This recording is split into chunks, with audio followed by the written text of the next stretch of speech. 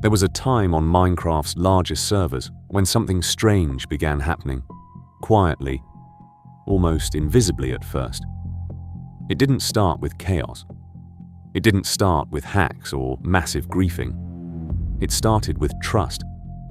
Players would log in after a long day, open their inventory, and notice something slightly off.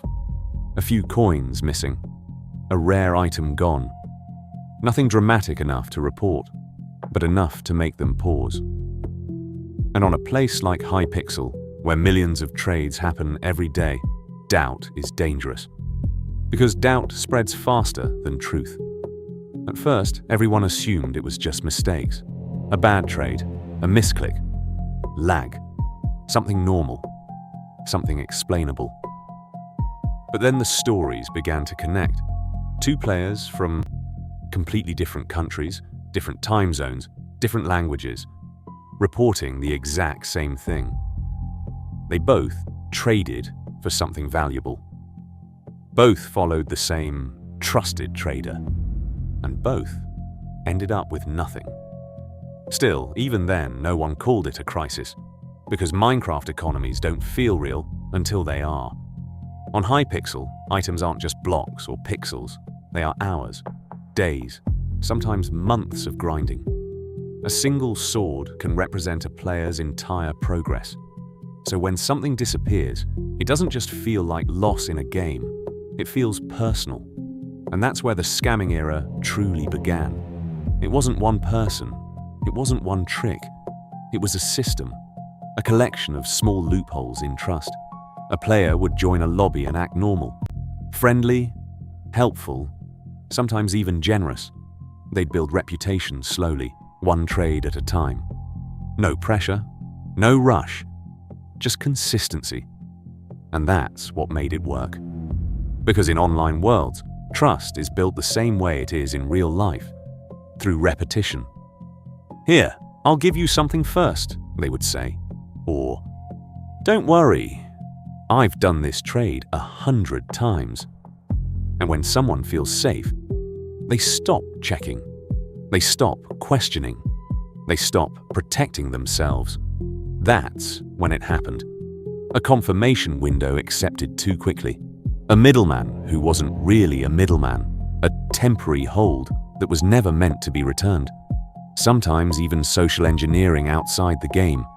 Discord messages, fake identities, copied usernames that looked almost identical to real traders.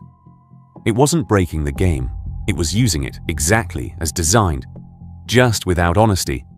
And slowly, players started to realize something uncomfortable. The scariest scams weren't the obvious ones. They were the ones that felt normal. As reports increased, forums began filling with warnings, screenshots, stories, patterns, people trying to piece together what was happening. But there was a problem. No single scammer was responsible for everything. So there was no single enemy to fight. Moderators could ban accounts, but new ones appeared. Strategies changed. Methods evolved. It was like trying to catch smoke in a closed room. And amid all this, something else was happening too. A shift in how players treated each other. Trading became cautious. Messages became shorter. Offers were ignored more often. Even honest players found themselves treated like suspects. Because once trust is broken in a community like this, it doesn't just disappear, it turns into fear. And fear changes everything.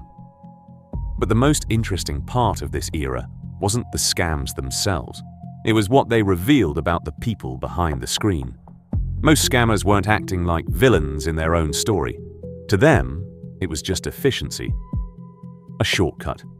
A game within the game.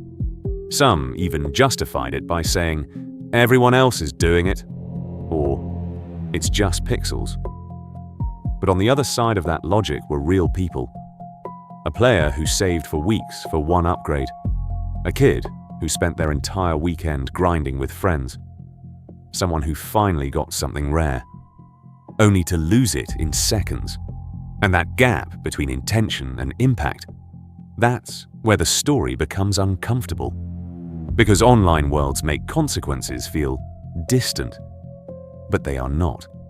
Eventually, the community adapted. Safer trading systems were introduced. Middleman culture became more structured. Players learned to double-check, to verify, to slow down. But something didn't fully return: the innocence. Even after the scams decreased, something remained in the air. A quiet hesitation. A second thought before every trade. A memory of what it felt like to trust too easily. And maybe that's the real story of the Hypixel scamming era. Not just that people were tricked, but that an entire community learned in real time that even in a world made of blocks, trust is the most valuable item of all.